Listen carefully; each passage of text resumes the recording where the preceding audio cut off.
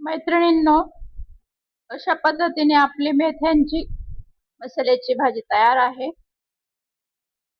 आपण रेसिपीला सुरुवात करूया.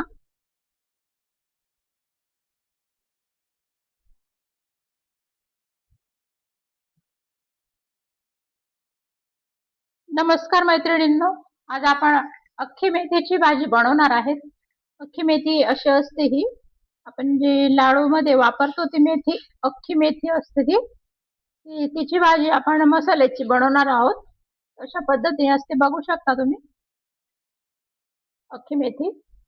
आणि मग एका व्यक्तीला 1.5 मूठ घ्यायची ही मेथी, आणि 1 मूठ मी त्याच्यामध्ये ही चणा डाळ घेतलेली आहे. तर हे शिजवून घेतली आधी मी, तर ही दाखवायला ठेवलंय प्रमाण तुम्हाला.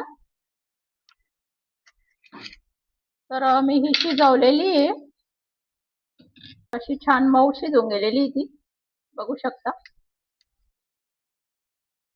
अशी मऊ शिजून गेली, आणि चणा डाळ पण छान शिजून गेली. तर हिला मला जवळजवळ 25 एक शिट्ट्या लागतात याला शिजायला.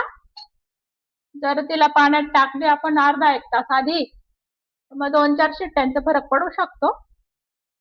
आणि जवळजवळ एवढ्या याला मी 1 लिटर पाणी टाकलं होतं. इतकं पाणी उरलेलं आहे. शिजताना बघायचं पाणी संपून गेलं त्याचं, कारण आपल्याला इतके शिट्ट्या करायच्या असतात, ते एकदम कडक असते ना, त्याच्यामुळे एवढ्या शिट्ट्या लागतात तिला. तर पण भाजी छान लागते याची. पण तुम्हाला वाटेल की एवढ्या शिट्ट्या बापरे, पण या शिट्ट्या काय 15 मिनिटात फटाफट होऊन जातात त्या. नंतर मग मी हे मसाल्याचं पेस्ट बनवून घेतलेलं आहे. 2 कांदे घेतले मोठे, 1 टमाटा, खोबरं, असं बेसिक मसाले आपले मसाल्याची भाजीला असतात तसं ते सगळं, अद्रक, लसूण, कोथिंबीर असं एकत्र करून मी दळून घेतलेलं आहे. नंतर ही चटणी आहे, त्याच्यात थोडंसं पाणी टाकून मी मिक्स करून ठेवलंय. चटणी, मसाला, धने जिरे कूट आणि हळद आणि हिंग असं मिक्स करून पाणी टाकून ठेवलेलं आहे मी त्याच्यात. तर ही आपण तळताना वापरणार आहे ही चटणी, थोडीशी कोथिंबीर. तर मसाले भाजी सारखीच प्रोसेस आहे ही सगळी, फक्त मेथी शिजायला थोडा जास्त वेळ लागतो. तर छान लागते पण ही भाजी, करून बघा. तर आपण रेसिपीला सुरुवात करूया. तर मी नेहमी बनवत असते ही भाजी, म्हटलं मैत्रिणींसोबत शेअर करू आपण हिला. तुम्हाला आवडेल तर तुम्ही बनवू शकता. तर आता तेल टाकलंय मी 2-2.5 पळ्या मसाला तळायला. सर्वात आधी आपण ही चटणी तळून घेऊ.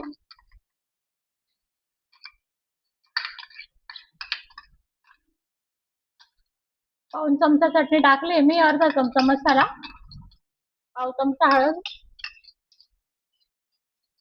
आणि धने जिरे कूट अर्धा पाऊण चमचा एवढं टाकलं मी.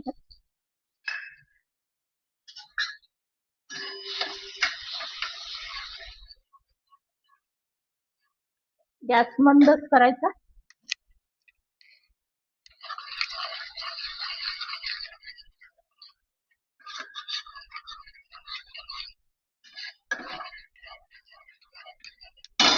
असं पाण्यात टाकल्याने तिचा रंग छान येतो भाजीला, आणि चटणी जळत नाही, छान तळली जाते.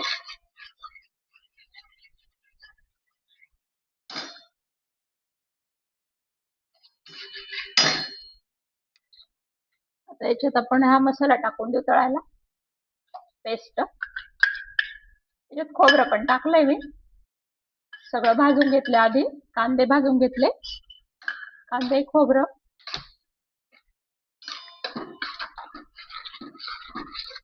आणि टमाटा कच्चाच टाकलाय मी. याला छान तळून घ्यायचा.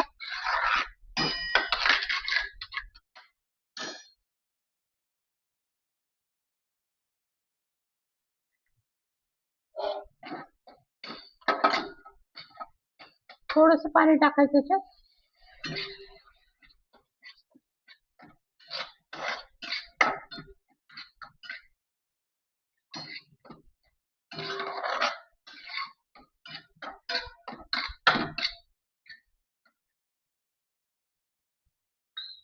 याला 1-2 मिनिटं झाकण ठेवून द्यायचं. तेल सुटस्तोवर तळू द्यायचं त्याला. तर हे पाणी गरम करायला ठेवलंय आपण भाजीला टाकायला. तर छान तळून गेलाय मसाला.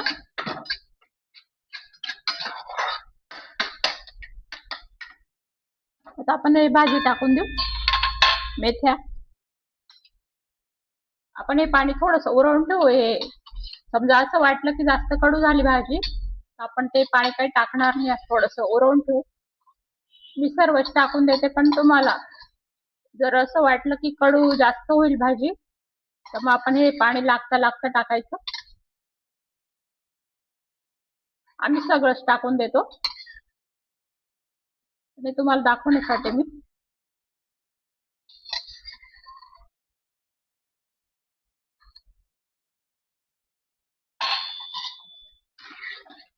ते पाणी कडू जरी असलं तरी भाजी छान लागते त्याची.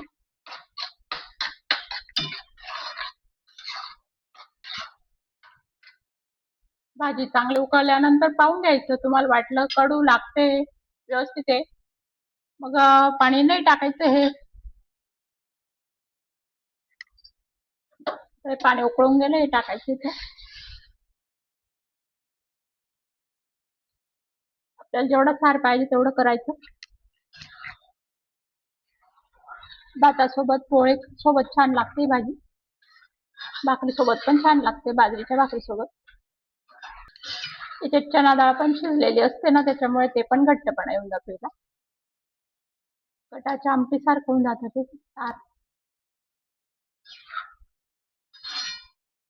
त्याचा फ्लेवर पण छान येतो हिला, चणा डाळचा. कोथिंबीर टाकून द्यायची.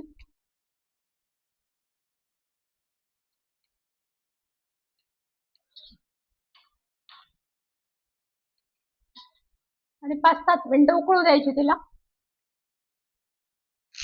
आणि थोडस झाकण ठेवून द्यायचं. बस 5-7 मिनिटं होऊ द्यायची, मग झाली आपली भाजी. आणि अशी फार कडू जाणवत नाही ती. मी ते पाणी पण टाकून दिलं याच्यात उरलेलं. तुम्हाला वाटतं तर टाका, नाही तर नाही पण टाकलं चालेल.